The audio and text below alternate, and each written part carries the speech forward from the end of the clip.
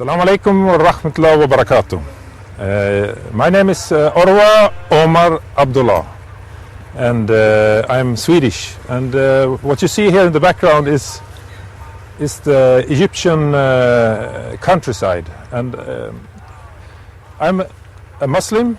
I said the Shahada in Stockholm, in Sweden, and quite quick I moved to Misr, Egypt. And here I found the peace and the possibilities to perform my Islam in a good way. It's very good for a beginner to come here.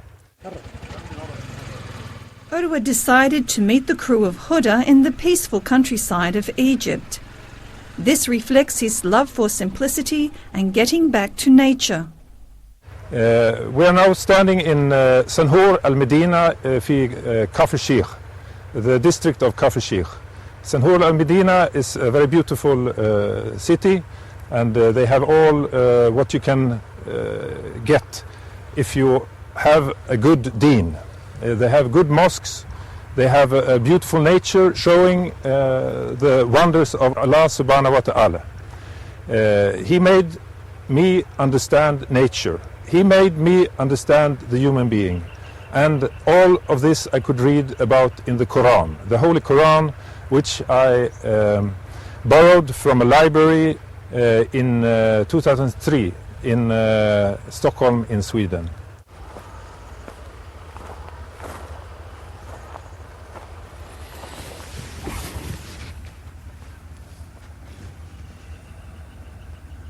Away from the hustle and bustle of Stockholm, Urwa found the simple village people of Egypt adhering to their faith and giving him the stability he needed. I borrowed the Quran and I started to read. And I found a book of peace, love and understanding in opposition to what I've been taught all my life from the Western media and from Western sources. So I find peace in Masr. I find peace in Egypt. I find the possibility to perform my religion in a good way. And especially when you come to a small, it's not very small, but a little bit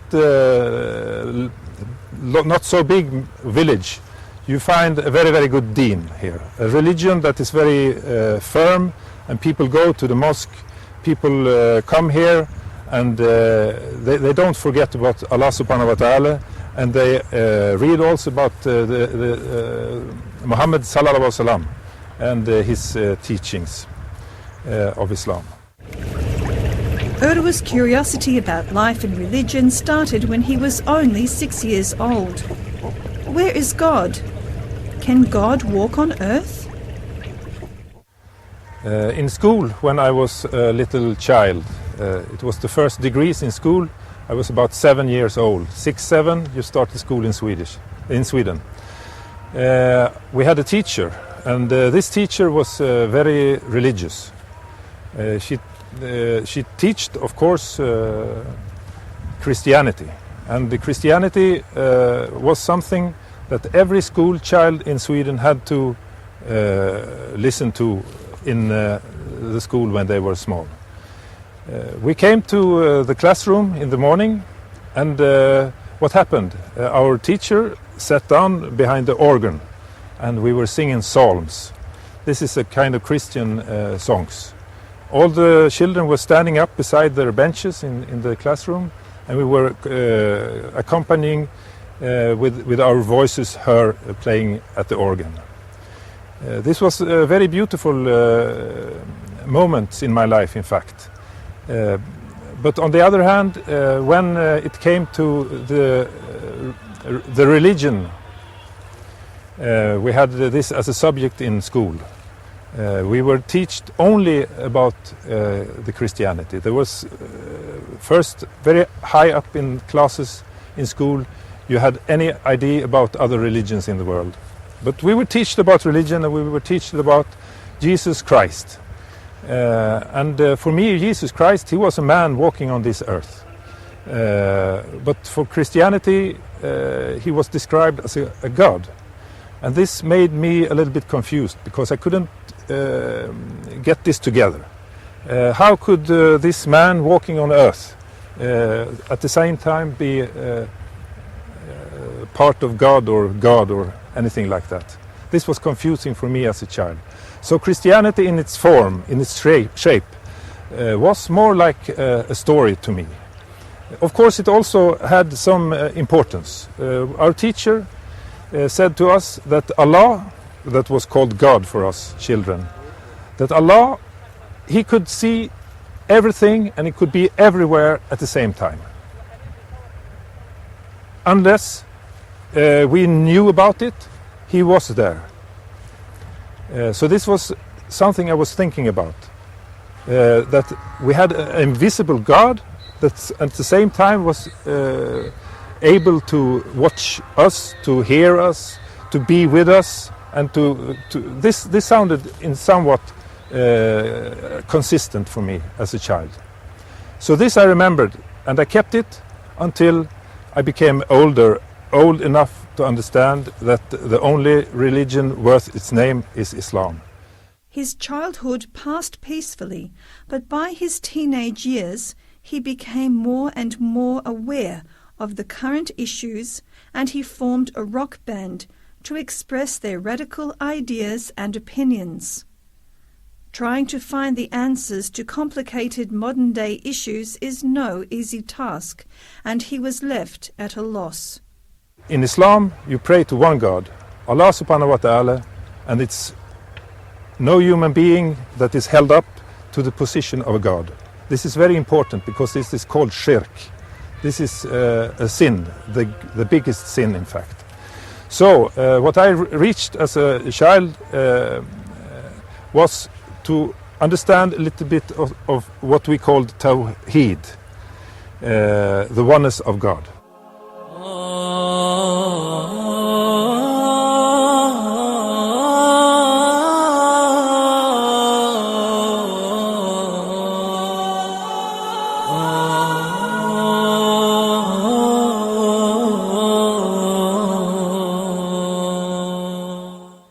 When I was 30 years old, this is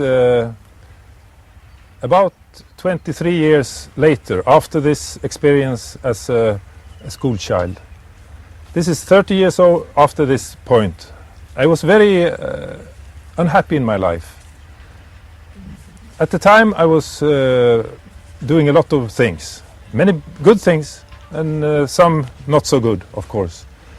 One good thing was to play music. This is something good in the West. I felt very happy with this, but although I was playing in a rock and roll band, we were touring in Denmark, Norway, Finland and Sweden, of course, and making records, there was something missing. Something in my life was missing, and I didn't know what this was. I was in fact so unhappy at this stage of life that I didn't know what to do. It was not like I wanted to commit any suicide or anything like that, no. But I felt that something missing. And of course I might have been frustrated by other things coming from outside, like alcohol or drugs that I tried for a few times only, like many rock and roll stars. But at this time I felt I was so unhappy I didn't know what to do. And I've heard from a distance that you could pray to God, Allah subhanahu wa ta'ala, to be helped from those terrible feelings you had inside yourself. So I've heard this, but this was very faint, because I was not a praying person. I was not a believer at this time. I was what you call a kuffar. Somebody who was engaged in the society in Sweden, playing music, radical music with political lyrics, helping people maybe. But still, I was not a praying man. I was not. So I suddenly remembered my teacher from the old school days. that she was telling about this Allah subhanahu wa ta'ala, who could be anywhere, at any spot, at any time, and that he was watching us, listening to us, and so on. So this made some impact on me at this stage. So I said to myself, even though I'm not a believer, I must try this, because I was very, very, very unhappy in life. So one evening, I was sitting in my bed and I said, I will do this once, only once, because what can I else do? And I prayed to Allah subhanahu wa ta'ala, and I prayed only 3 words. Help me, please help me, Allah. Despite having the obvious worldly means of happiness, he felt dissatisfied. What was missing from his life? With nothing to lose, he prayed to the one God he had learned about in school so many years ago. He was desperately unhappy and lost, but Allah came to his rescue. He felt his mercy and his sadness disappeared. And at this stage, I understood, by the action of 1 second, I got help. And this was, for me, a very, very big sign. I felt I got help from Allah subhanahu wa ta'ala only by saying those 3 words, making a serious prayer. This made me understand I was a believer. And this is when I was 30 years old in life. I was a believer. I got help from Allah subhanahu wa ta'ala. The time following this occasion, when I was sitting alone in my bed praying to Allah subhanahu wa ta'ala, was an improved time in my life. I met a girl that I was very in love with, and we had a good time together for 6 years. It was like married here in Egypt, but of course we were not married in Sweden. But it's the same. We were faithful, and we kept together, and nothing else could disturb this relation. I was happy with this and other things in life. And of course this was Allah subhanahu wa ta'ala who made this possible, because before I was very unhappy, after I was happy. Alhamdulillah. What happened later in my life is a long story, because at this time I was praying to Allah, the one and only Allah. That is, I performed Tawheed. I was not praying in a Christian way. I was not interested in the story about Jesus Christ, the Holy Ghost, and Allah subhanahu wa ta'ala as a Trinity. I became a believer just because of one prayer. This was a very, very great force that hit me at this time. I had to confess to myself that I was a believer, from a non-believer to one believer in 1 second.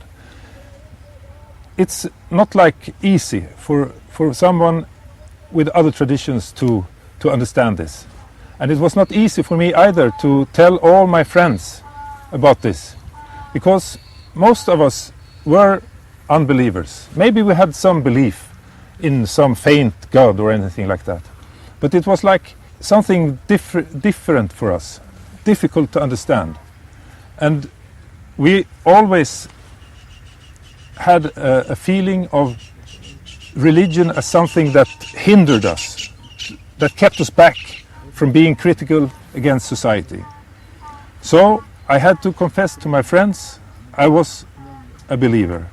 And I had to mention this every time. It was like God told me, you can't sit here and hear them speak bad words about Allah. You can't do it. You must tell them this is wrong. Or at least you must tell them, please don't do it in my appearance, because I am religious. I am a believer. So many of my friends was a little bit suspicious in the beginning. But on the other hand, they were understanding people, so they understood what I said when I said, don't disturb my belief. You can do whatever you want with your belief, but don't disturb my belief. So after this, some years went by, and I was working at the theater in Gothenburg, the town theater, and we were at the guest play in Jordan, in Amman. We were playing a play. We were invited by some governmental or theater groups to perform a play at the festival, theater festival in Amman. And we came with the play Romeo and Juliet in Sarajevo. It's a rewrite about the classical Shakespeare play. And this rewrite was about a Muslim girl and a Bosnian boy who, a Serbian boy who wanted to be together, to marry and so on. The old theme about Romeo and Juliet. And they try to flee from the war, and what happens? They got shot on the border in the no one's land. They got shot and they couldn't continue, of course. So we went to Amman to perform this play.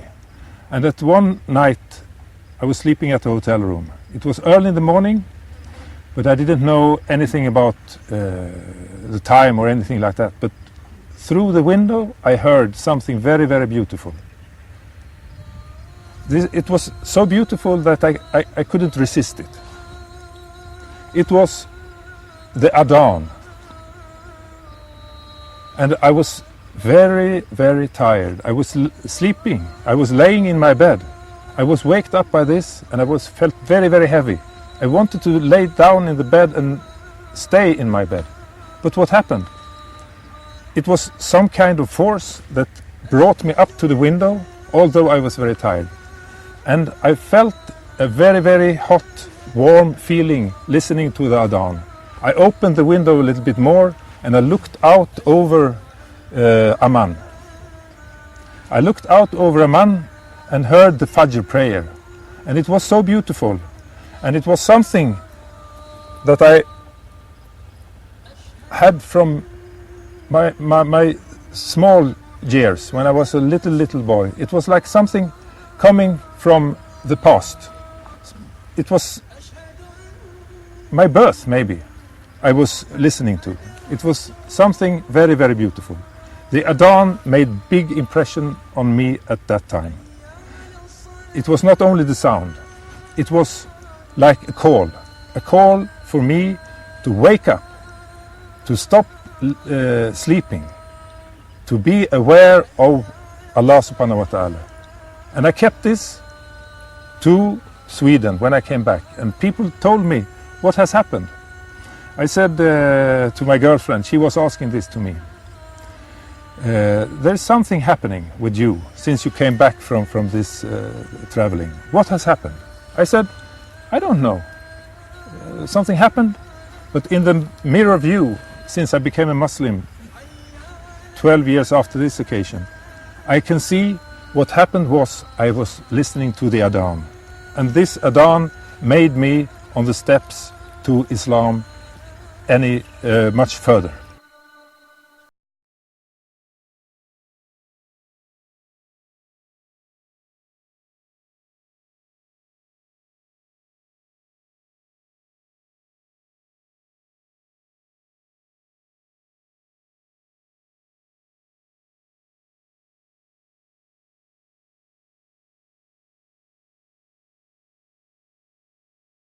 His thinking began to change, his lifestyle and work also changed. As part of his work as a lighting expert, he travelled to the Middle East. His friends recognized a subtle change in him since he had been in Amman. Finally, he told his friends and loved ones about the effect of the Adhan on him. Their belief in freedom made them respect his new values, and they didn't turn their backs on him. In the world at this time there was a big thing happening. What was it? It was 9/11. 9/11, when the two airplanes went into the World Trade Center in New York. At this time I was living in Stockholm, Sweden. I was sitting in the room where I was educating those youth in music. And together we were listening to the radio, and suddenly there was this scream in the radio. Something very, very terrible had happened in America, in New York. Two planes had rushed into the towers, and we were shocked, all of us. about this news. This news was, of course, terrible. It's not very, very good when these things happen. It's very, very, very bad. But at the same time, I got suspicious. What happened? Suddenly, you had the Muslims charged for this. And I was very suspicious about this. Could it really be that everybody in 1 second after what happened knew who was performed this awful deed? This made me suspicious. I also read the newspapers at the time. And what did I find? I found a lot of quotations from the Holy Quran. I was looking at those quotations, and it kept me interested, because many of the mass media force was pointed towards this direction, to the Muslim case, to the Quran. And because I was interested in examining, and I was suspicious about if this was right or wrong, I borrowed the Quran in a library in Stockholm. Only to borrow this book was a trouble for me, because it was like a forbidden book. I came to the librarian and asked for the Quran very, very, very quietly. And she said, "Yes, we have it here. It's down in the shelf here. Please come and I was walking with her to this place, and I got it in my hand, and it was big, and it was green, and it was very heavy, and I felt this is an important book. At the same time, I felt some kind of shame holding this book, so I wanted to hide it. I didn't want to show this to other people in my nearby.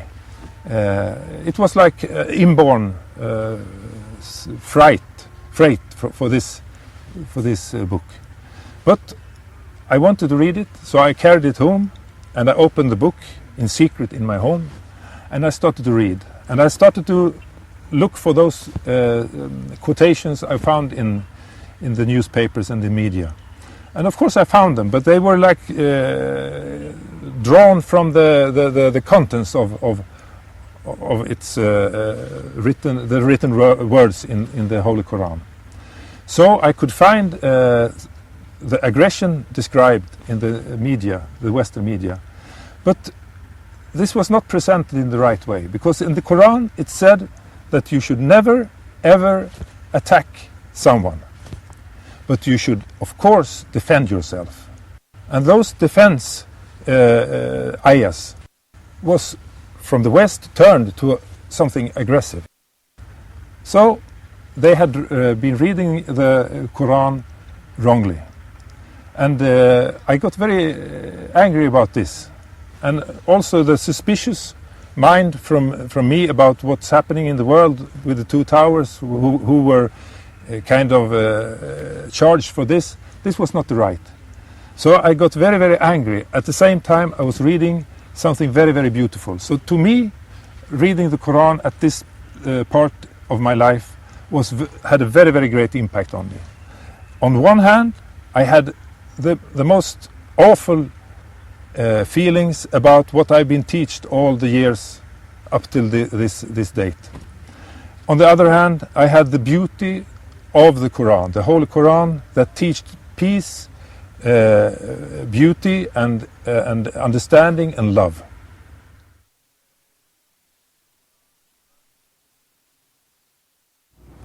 الله لا إله إلا هو الحي القيوم لا تأخذه سنة ولا نوم له ما في السماوات وما في الأرض من ذا الذي يشفع عنده إلا بإذنه يعلم ما بين أيديهم وما خلفهم ولا يحيطون بشيء من علمه إلا بما شاء وسع كرسيه السماوات والأرض ولا يؤوده حفظهما وهو العلي العظيم.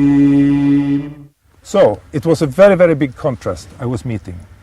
This contrast made me more and more happy about my choice, because I was at this stage looking forward to Islam.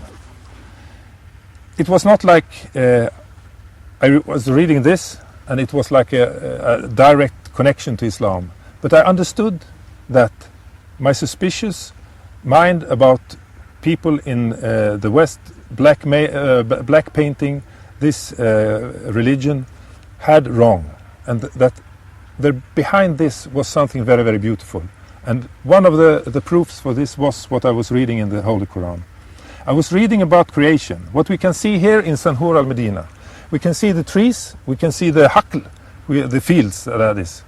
And all this made impact when reading the Quran. This is one thing I was reading in the Quran that made me very, very happy. It's not like reading the Bible or anything like that. This is something else. Many Western people think that the Quran is kind of a copy of the Bible, but it's not. So I was reading, I was happy, and I was more and more convinced about I was on the right path. Urwa could not accept that Muslims worldwide were guilty for one isolated incident. Guilt by association was wrong. Facts surrounding 9/11 were cloudy and led to doubt and a strong desire to know the truth. Filled with confusion and not yet a Muslim, he started to find out what the Quran is really all about. He had been misinformed about Islam and Muslims.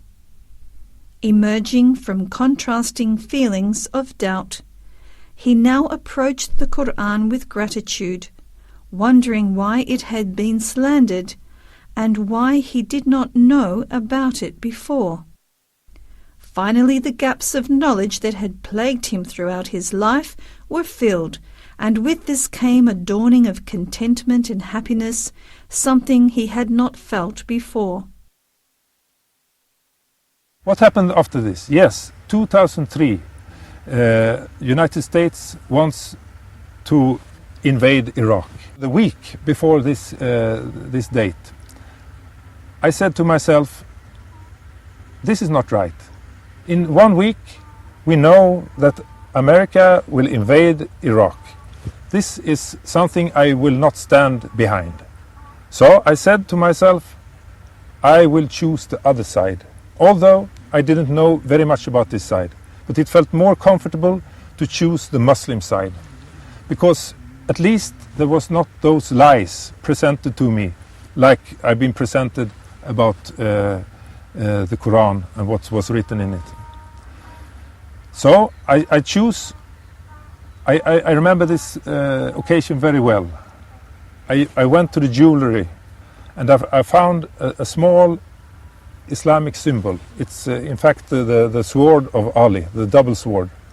I bought it, and this was the symbol for me leaving my sympathies to Islam and leaving the West for their purpose or what they are wanting in life, with life. I was happy doing this.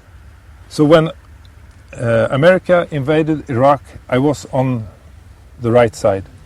I was not supporting this war at all, not even from my origin.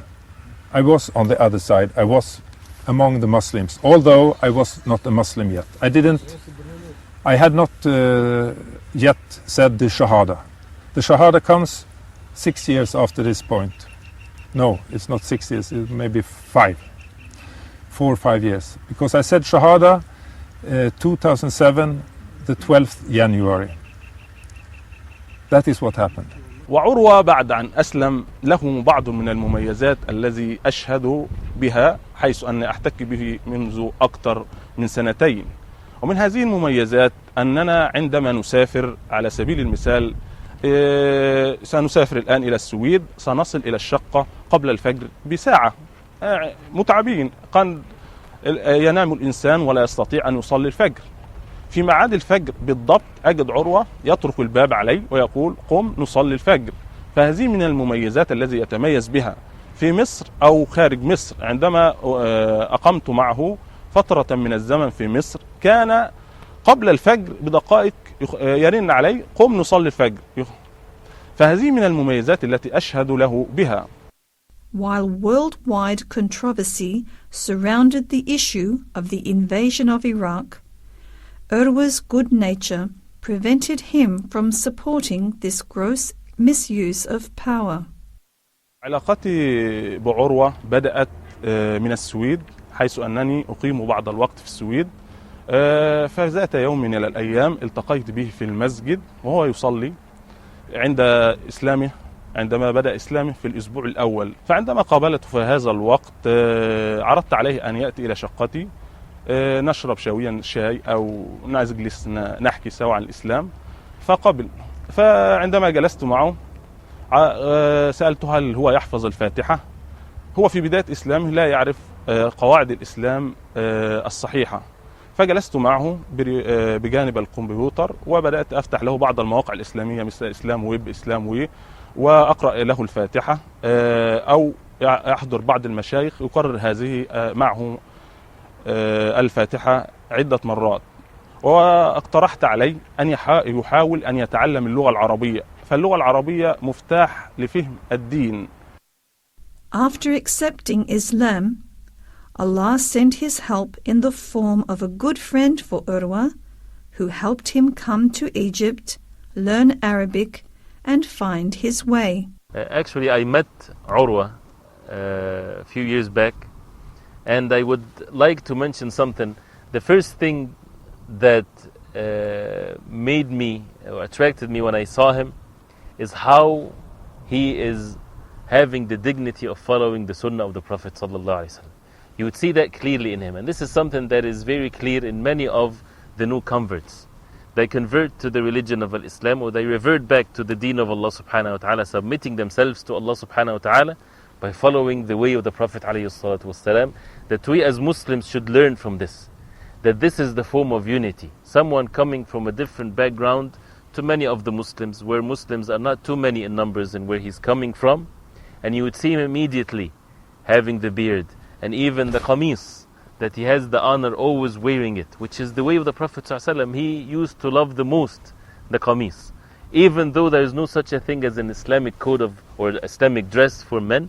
But he, may Allah subhanahu wa ta'ala protect him, he had this zeal that he wants to follow the way of the Prophet ﷺ. So this is something that definitely is a good thing, and mashallah, he would try his best to seek guidance for his family. And I had met with some of his family, and he asked me to explain to them about matters of the religion. So it's something definitely that should bring benefits to, I benefited myself, in which that we should hold fast more to the sunnah of the Prophet ﷺ, that it has so much beauty in it when a person is holding fast to it. And that's how the religion of Islam and the beauty of it, in which people coming from all corners of the world following the way of the Prophet ﷺ, and you won't find that in any way of life. We ask Allah subhanahu wa ta'ala to make us as Muslims all over the world to hold fast to the sunnah of the Prophet ﷺ, not to be deviated by whatever deviation there is, following the sunnah, the way of Rasulullah sallallahu alayhi wa sallam. Living close to nature and mixing with Muslims who care about practicing their religion softened his heart. Urwa embraced Islam with love and spread this compassion to all around him. From confused child to radical rock and roll musician to Islam, it has been a long, eventful and fruitful journey. Starting in Sweden, then to the Middle East, Urwa grows with the compassion of Allah, the acceptance of those around him, the nurturing of the natural environment in which he finds peace, and his ardent desire to reunite his loved ones and share the peace and joy he has found.